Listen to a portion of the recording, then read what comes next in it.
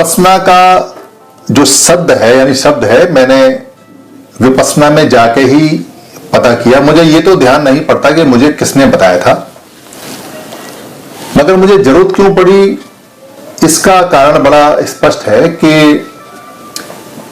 एक घटना घटी जीवन में जिसमें मैं रात को सोते से उठ जाता था।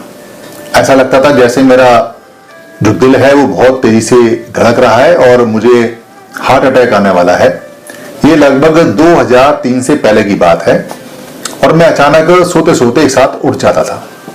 उठने के बाद में वो जो धड़कन थी वो ठीक हो जाती थी और फिर मैं सो जाता था। ऐसा 3-4 बार हुआ। मेरा जो छोटा भाई है वो बहुत बड़ा डॉक्टर है, तो मैंने उसको कहा कि ऐसे ऐसे मुझे रात को होता है, मैं अचानक सोते सोते से उठ जाता हूं और दिल बहुत तेज से धड़कता है, कहीं मुझे हार्ट अटैक तो नहीं आने वाला।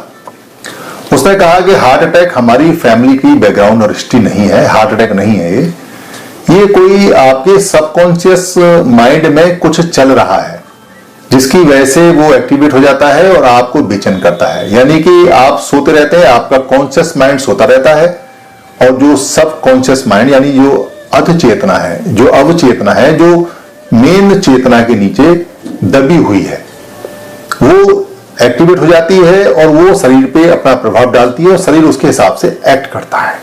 जैसे अगर मान लो आप अवचेतना में दौड़ रहे हैं तो दौड़ने के साथ साथ में आपकी धड़कन बढ़ जाएगी, या आप कुछ सोच रहे हैं तो ब्लड का सर्कुलेशन बढ़ जाएगा और आपको हार्ट की फीलिंग आनी शुरू हो जाएगी। यानी कि हार्ट का रेट कम रहना चाहिए सोते समय, वो बढ़ जाएगा। तो वो एक तरह से आप ये समझे कि जैसे कार का जो इंजन है, बिना चले कार का इंजन ऑटोमेटिक स्टार्ट हो गया या कर दिया और खड़ी खड़ी कार गर्म हो गई।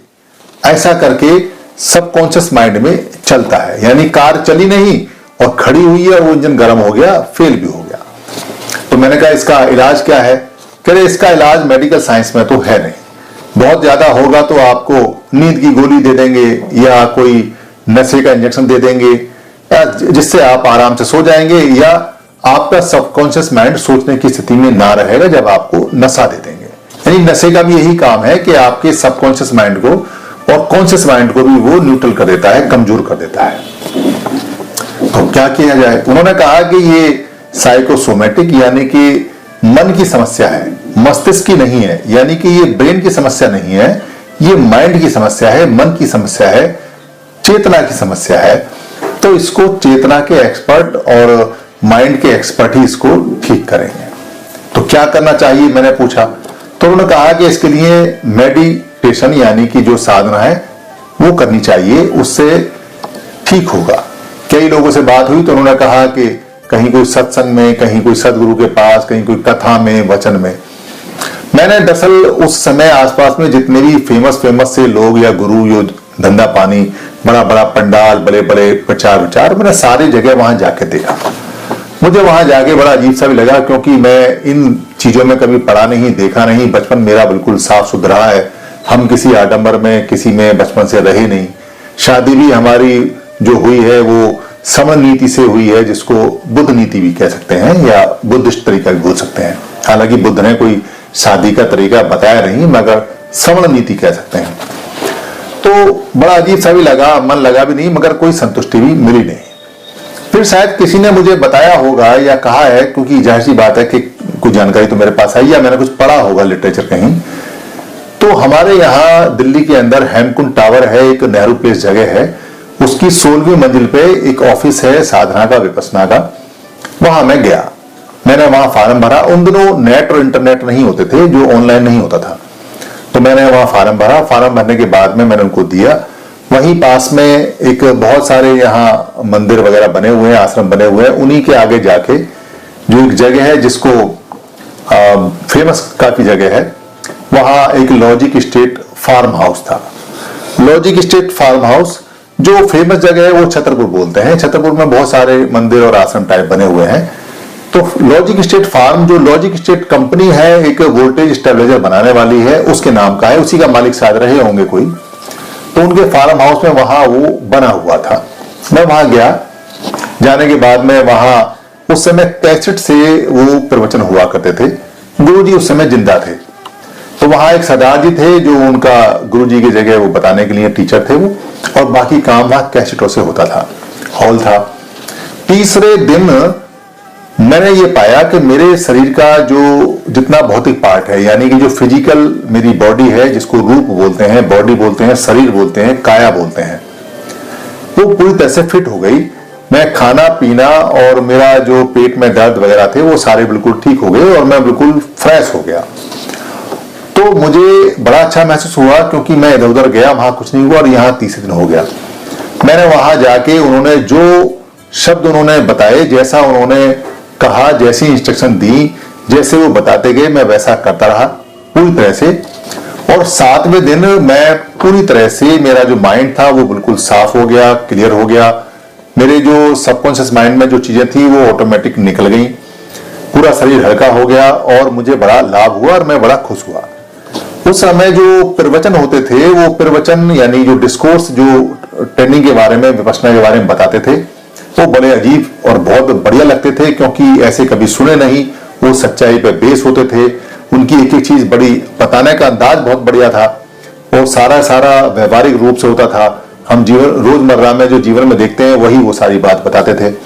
तो लगा कि ऐसे भी प्रवचन होते हैं। दुनिया तो प्रवचन बताती है ईश्वर, प्रभु और पता नहीं क्या क्या, और यहाँ तो शरीर के बारे में और काया के बारे में बात होती है। अपना ही शरीर है, अपना ही काया है, अपनी ही बॉडी है, अपना ही मन है। तो प्रवचन बहुत अच्छे लगते थे। 10 दिन वो वहां मैंने पूरी तरह से किए, एक एक शब्द का उनका पालन किया, और 10 दिन में काफी मेरे मेंटल रूप से और फिजिकल रूप से मेरी बॉडी पूरी तरह से फिट हो गई। 2003 के बाद में मैं अगला कोर्स 2015 में करने गया, यानी कि इन 12 सालों में मुझे फिर कभी विपश्यना की जरूरत पड़ी नहीं। मगर मैं विपश्यना को ज्यादा नहीं समझ पाया। बेसिकली एक तो पढ़ने का कोई लिटरेचर मेरे पास था नहीं, ऊपर से मैं उस समय जो लोगों को समझाने में ज्यादा ध्यान रखता था, यानी कि जैसे समझाते हैं आजकल लोग के, या पहले भी जिस समय, कि भाई समझाना है और जीतना है, यानी कि हम कोई बात बताएं और हम वहां से हार के आ जाएं। एक तरह से वकालत या एडवोकेसी हो गई कि हमें यहाँ वकालत कर रहे हैं, एडवोकेसी कर रहे हैं, और हमको हर वक्त में जीतना है, चाहे ऊंची आवाज करके, चाहे चिल्ला के, चाहे झूठ बोल के, चाहे साम दाम दंड भेद, सबसे हमको जीतना है, अगर हम उस वाद विवाद में पड़े हैं। ये आदत उस समय थी जिसको बुद्धि विलास करके बोला जाता है। हमें पता चला पहली बार कि इसको बुद्धि विलास बोला जाता है, यानी कि ये जो बुद्धि है, हमारी समझ है, उसकी विलासता है। वहां जाके बहुत एक्सपीरियंस हुए, बहुत सारी चीजें हुई। कुछ चीजें जो विपश्यना का पार्ट ही नहीं थी, जो विपश्यना को रोकती हैं, विपश्यना को उल्टा करती हैं, वो एक्सपीरियंस भी किए। हम ये समझे कि यही विपश्यना है, यानी विपश्यना जो है वो यही है। जबकि बहुत बाद में जब और भी कई कोर्स किए, तब समझ में आया कि अरे हम पहले जो कोर्स में करके आए थे उसमें तो हम विपश्यना के विपरीत भी बहुत सारी चीज करके आए जो विपश्यना को रोकती हैं।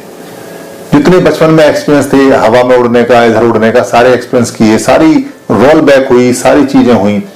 तो विपश्यना का जो पहला एक्सपीरियंस था वो बड़े, मतलब हमको पता नहीं चला कि वो विपश्यना में क्या है क्या नहीं है। फायदा पूरा हुआ, बॉडी पूरी तरह से ठीक हो गई, साइकोसोमेटिक प्रॉब्लम ठीक हो गई, हार्ट की कोई प्रॉब्लम थी ही नहीं, रात को बढ़िया नींद आने लगी, और 12 साल तक विपश्यना की जरूरत नहीं पड़ी। एक काम किया मैंने कि विपश्यना में सब लोगों को मैंने भेजना शुरू किया, क्योंकि मुझे बहुत फायदा हुआ। इसलिए जो भी मिलता था मुझे, मैं कहता था कि भाई अगर आपका 10 दिन का नुकसान होता है तो आप पैसे मुझसे ले लो, अगर आपको लगता है कि विपश्यना से फायदा नहीं हो रहा। बहुत लोगों को मैंने सब पे भेजा, मगर आज तक कोई मुझसे पैसे लेने नहीं आया, क्योंकि ऑलमोस्ट सबको ही इससे फायदा हुआ। लंदन के अंदर एक मेरी मित्र है जो ईसाई है, क्रिश्चियन है, पाकिस्तान की रहने वाली है, उसको मैंने वहां भेजा। उसने भी ये माना कि ये बहुत ज्यादा फायदेमंद है। जितने भी लोग मिले मुझे, जो भी मिले मुझे, खासतौर जो साइकोसोमेटिक या फिजिकल डिसीज के मिले या मेंटली परेशानी मिले, मैंने सबको भेजा। डिप्रेशन है, माइग्रेन है, छोटी मोटी सर दर्द है, कैसा भी है, सभी वहां ठीक हो गया है। किसी ने ये नहीं कहा कि ये विपश्यना टेक्निक ठीक नहीं है या बढ़िया नहीं है। ये कमाल की बात है कि मैं अब तक बहुत लोगों को भेज चुका, और अब तो वहां लाइनें लगी पड़ी हैं। अब तो वहां नंबर ही नहीं आता, क्योंकि जैसे ही सीटें खुलती हैं वैसे ही सीटें फुल हो जाती हैं। सारा अब ऑनलाइन है। मैंने अपने 35 साल की आयु में ये लगभग किया था। तो 35 साल की आयु में 12,700 दिन लगभग मैं जिया। 12,700 दिन का सिर्फ 10 दिन में वहां प्रैक्टिस करके आया। 10 दिन में बिहेवियर पैटर्न चेंज नहीं होता, क्योंकि 12,700 दिन में जो आदत आपको पड़ी हुई है, जो मन आपका बिहेवियर करता है, उसको 10 दिन में चेंज करना इतना आसान नहीं है। बहुत बिरले कर भी सकते हैं। भगवान बुद्ध ने 6 साल लगाए, 6 साल में वो अपना पूरा बिहेवियर पैटर्न उन्होंने बदल लिया था। मगर 10 दिन का फायदा इतना हुआ कि बिहेवियर पैटर्न का पता चलने लगा कि ये मेरा बिहेव है, ये मेरा व्यवहार है, ये जो मन कर रहा है ये ठीक कर रहा है या ये खराब कर रहा है। और कुछ नहीं हुआ तो कम से कम जानकारी होने लगी, दिखाई देने लगा कि ये जो काम हो रहा है इसका शरीर पे क्या फर्क पड़ रहा है, मन पे क्या फर्क पड़ रहा है, ये जानकारी बड़ी अच्छी तरह से होने लगी। और सबसे बड़ा फायदा ये हुआ कि मुझे धम्म समझ में आने लगा। यानी कि जो धम्म मेरे पिताजी मुझे समझाया करते थे, वो शब्दों में वाणी में समझाया करते थे, पाली भाषा में समझाया करते थे, उनको समझ में आ जाता था क्योंकि उनकी उम्र बड़ी थी। वो अच्छे विपස්සना, मतलब बैठे बैठे विपස්සना से वो करते रहते थे, उनको ध्यान रहता था। वो एक एक शब्द, एक एक वाक्य को बहुत अच्छा बताते थे। मैं उस समय कोई जवान था, हैंडसम था, तो इसलिए मुझे समझ में नहीं आता था। मगर विपස්සना के बाद में मुझे धम्म बहुत अच्छी तरह से समझ में आने लगा। एक एक बात बिल्कुल क्लियर हो गई। अगर आप धार्मिक हैं, आप बुद्धिस्ट हैं, या बुद्ध की भाषा जानते हैं, या बुद्ध को सीखना चाहते हैं, या इस फिलॉसफी को पहचानना चाहते हैं, तो ये फिलॉसफी बेसिकली पढ़ने की या सुनने की नहीं है, ये करने की है, ये प्रैक्टिस करने की है। बहुत सारे लोगों ने, हमने फिर बाद में ध्यान दिया कि इस विपස්සना से सीख के लोगों ने अपनी दुकानें खोल ली, अपने व्यापार चला लिए, लोगों ने इसको अपना अपना मिक्स करके अलग लेके से लोग पेड भी पैसे लेने लगे। विपස්සना एकदम फ्री है। वहां हम गए, हमसे वहां किसी ने कोई पैसा लिया नहीं। हमारी इच्छा है वहां को देना चाहे ठीक है, नहीं देना चाहे तो वो मांगते नहीं। वहां बिल्कुल शांति रहती है। ना वहां ना आपकी कोई जात पूछता है, ना धर्म पूछता है। वहां सिर्फ आपका नाम पूछता है और पता पूछता है। सारे लोग वहां बराबर होते हैं, मौन पूरा चलता है। प्रक्रिया है, मैं विपස්සना की पहले भी कई वीडियो बना चुका हूं।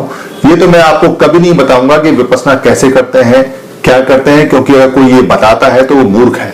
बेसिकली विपස්සना बताने की या ज्ञान झाड़ने की या बुद्धि विलास की चीज नहीं है, ये लोगों के मानव कल्याण की है। आपको 10 दिन खर्च करके आने चाहिए, आपके 10 दिन व्यर्थ नहीं जाएंगे, ये मेरी गारंटी है।